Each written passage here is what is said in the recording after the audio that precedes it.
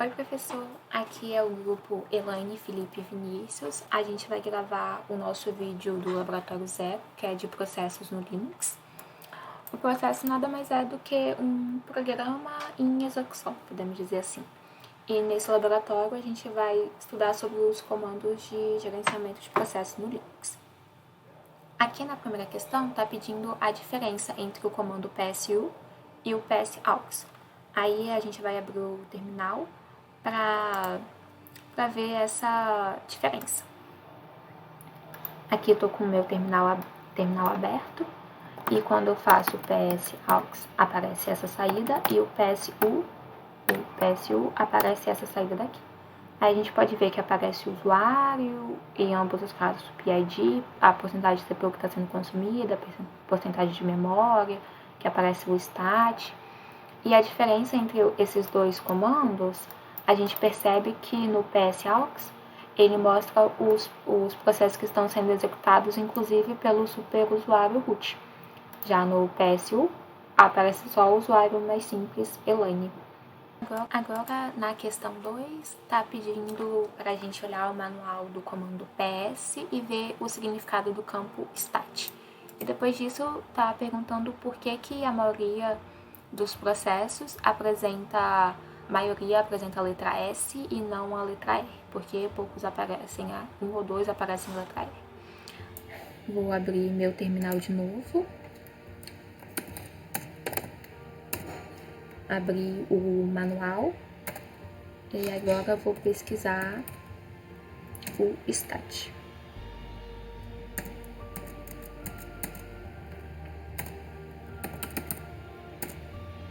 Então, aqui apareceu que stat se refere a process state.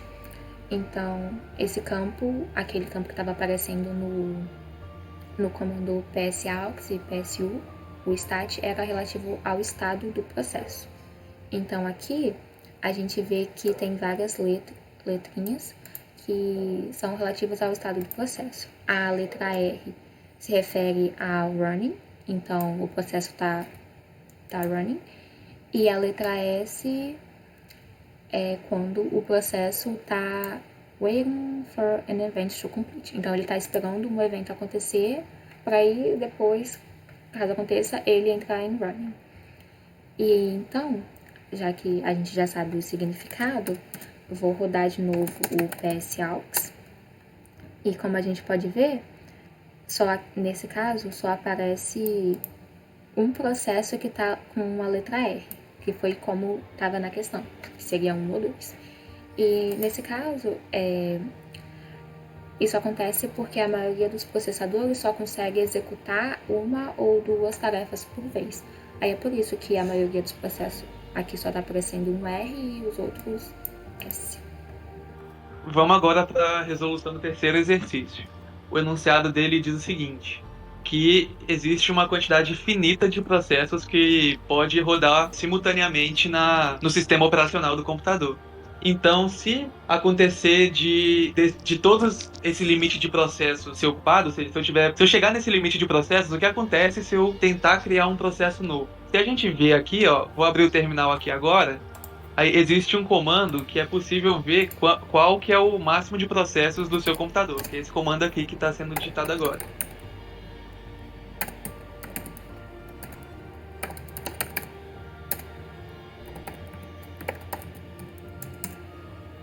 Como a gente pode ver, nessa máquina aqui, o número máximo de processos dela é 32.768.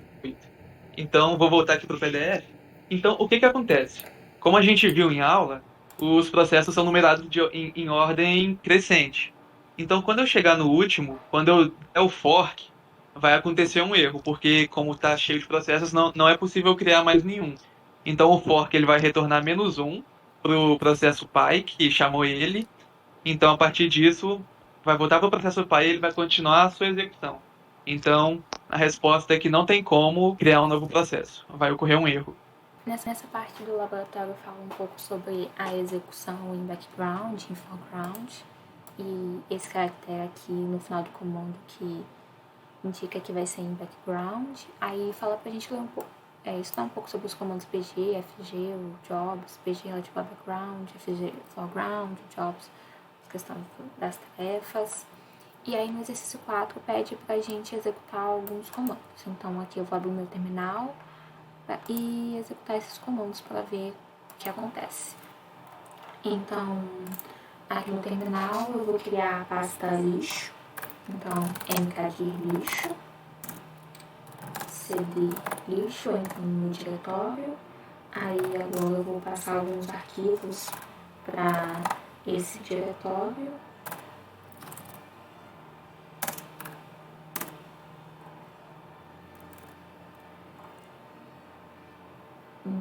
Falou para acrescentar essa flag -r, então vou colocá-la aqui.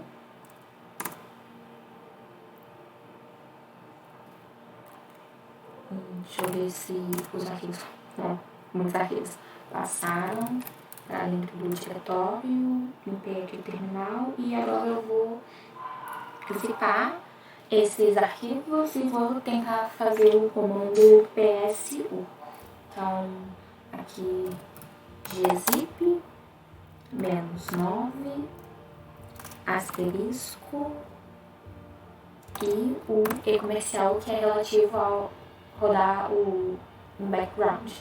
Então, vou dar enter e tentar fazer psu.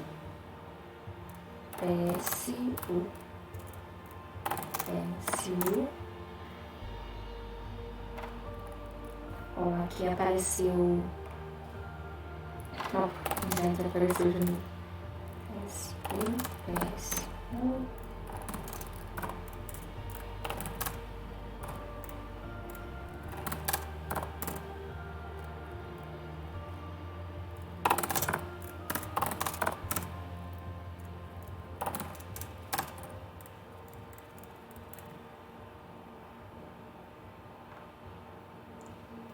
Continua zipando todos os arquivos, são os arquivos.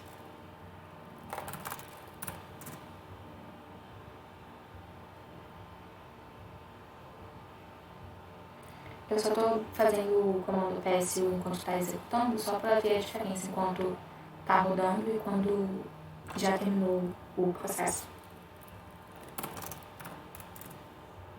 Então aqui a gente pode ver a diferença. Aqui, no caso, o processo já acabou. E aqui é quando ele ainda está acontecendo. Então, aqui eu tenho o PSU, que está sendo time running. E aqui eu também tenho o gzip -9. E aí apareceu isso aqui, um pouco estranho. Deixa eu ver se em cima apareceu também. Opa, apareceu também. Isso aqui eu não esperava. Mas dá pra ver a diferença.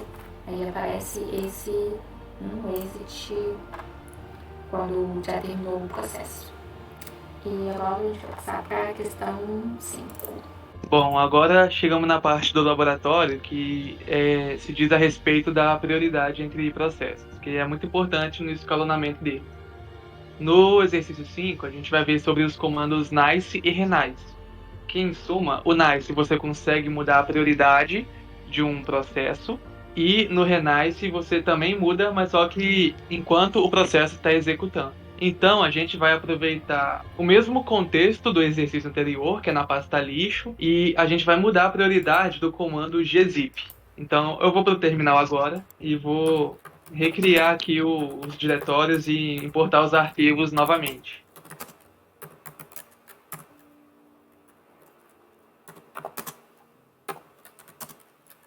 Criei a pasta, importando os arquivos para dentro dela.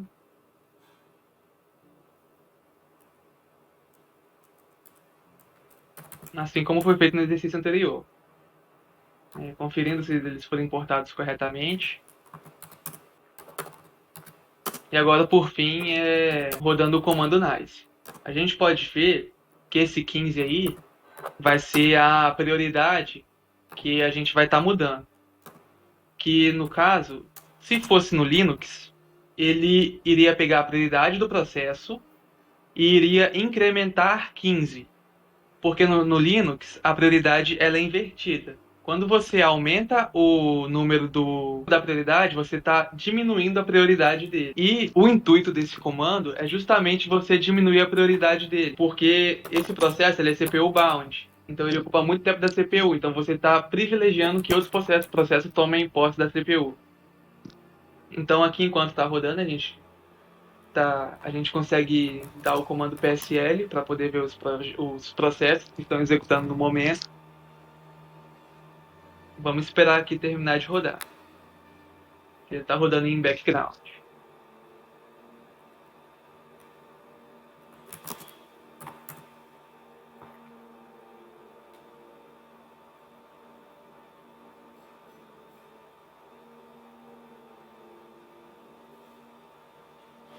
Okay.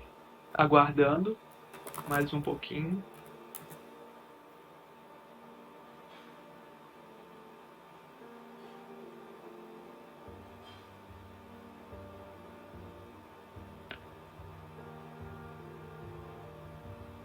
gzip executando.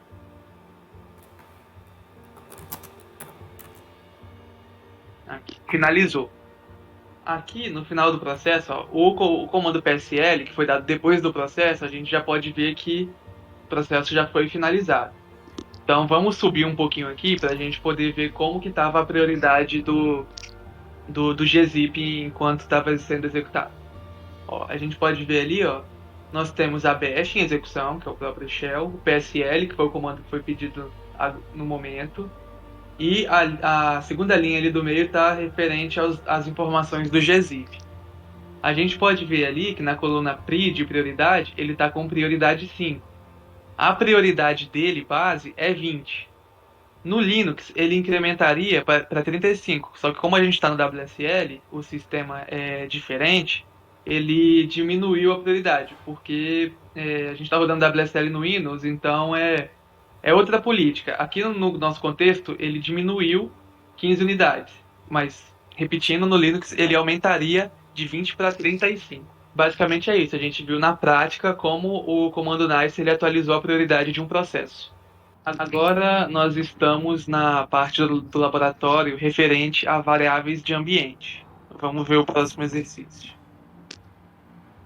Aqui. A questão 7, ela pede para a gente executar dois comandos, o ecopager e o set. O ecopager, a gente vê o valor da variável de ambiente pager e o set a gente vê o valor de todas as variáveis de ambiente. Então, abrindo o terminal aqui e executando o primeiro comando, nós vamos ver o valor da variável pager, que nesse caso é more. E executando o segundo comando, set, ele mostra bastante código aqui pra gente, mas se a gente subir e ir lá pro início, a gente consegue ver o valor de todas as variáveis aqui, ó. Várias variáveis de ambiente relacionadas a bash, alguns defaults, groups, hist, display. A gente pode consultar o valor de todas elas caso a gente precise por algum motivo. Fazendo agora o exercício, né, atribuindo more or less para a variável pager. Vamos ver o que é. Então aí vamos printar para ver o que acontece. Envie. A gente consegue ver que a variável pager está com more. Então aqui main ps, a gente consegue ver, né, que está no modo more. Aí agora atribuindo o less para a variável pager.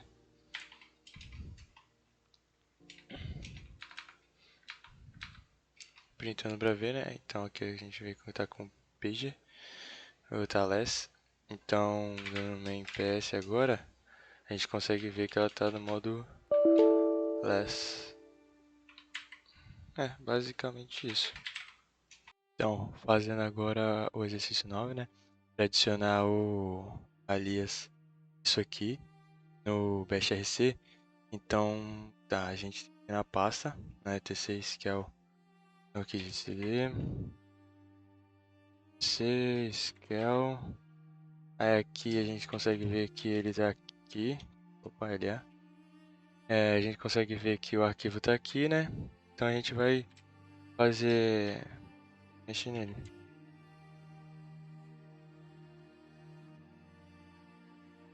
Só que aqui a gente já pode ver que já foi adicionado. Então, tá, a gente já não precisa mexer. Então, se a gente der ll aqui, ele já vai dar o comando se a gente fosse dar ls menos alf. Aí dá exatamente o mesmo comando. Respondendo a 10 aqui, que pergunta falando que mesmo qualquer processo simples envolve gerar um novo processo, ele fala que o CD não provoca um novo processo, não gera um novo processo. Basicamente seria por causa que o CD ele altera o diretório atual de trabalho do processo. Então basicamente você não precisaria chamar um novo processo para alterar esse diretório padrão. Ou esse diretório atual seria muito complicado, como já tem o processo aberto. Então seria mais fácil, é mais fácil você alterar dentro do próprio processo o diretório atual. Seria basicamente isso. Agora, no final do laboratório, fala pra gente ver esse vídeo aqui sobre a importância de aprender Linux e fazer as nossas considerações. Bem, o que a gente percebe é que, primeiro, o Linux é de graça e é open source. Então, isso é muito bom, porque a gente não precisa pagar as coisas e você tem uma comunidade que está sempre trabalhando no software. Então, até se você quiser fazer as suas próprias melhorias, você também pode. E isso é bastante interessante.